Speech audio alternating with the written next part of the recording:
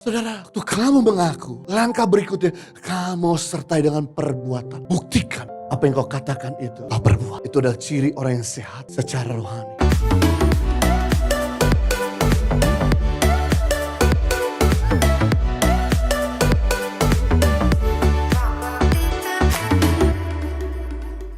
Berikutnya, yang ketiga, pertanyaan untuk mengetahui kesehatan rohani Anda.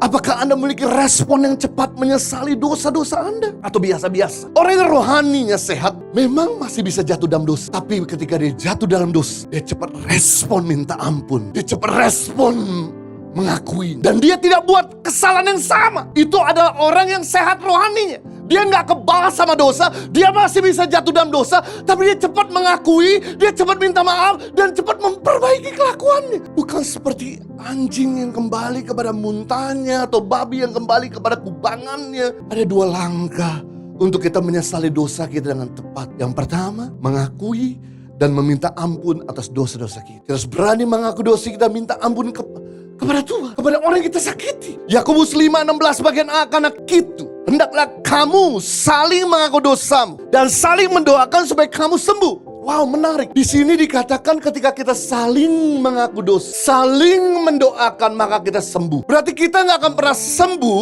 kita tidak akan pernah merdeka, kita tidak akan pernah lepas kalau kita tidak saling mengaku dosa. Dan saya beritahu, saling mengaku dosa bukan kepada Tuhan, karena Tuhan tidak pernah bikin dosa. Saling mengaku dosa berarti kepada orang yang kita percayai. Ini sebuah prinsip Bapak Ibu. Waktu Anda mengaku kepada Tuhan, Tuhan ampuni segala dosa-dosamu. Tapi waktu Anda saling mengaku dosa kepada orang yang Anda percayai, maka belenggu dosamu akan dilucuti dan dibebas. Jadi kenapa kalau Anda jatuh dalam dosa masih jatuh lagi tempat sesama? Karena Anda cuma mengaku kepada Tuhan. Anda gak berani ngaku kepada sesama. Kalau Anda berani bikin dosa, harusnya Anda berani untuk mengakui kepada sesama. Kalau Anda takut untuk ngaku, jangan pernah bikin dosa. Sebab kalau Anda mau bebas dan merdeka dari ikatanmu, Anda perlu mengaku. Tertahu yang dilakukan sama Daud. Daud sembunyikan dosa yang dia perbuat pada istri orang lain. Dan dia menutupi dosa waktu dia bunuh suaminya.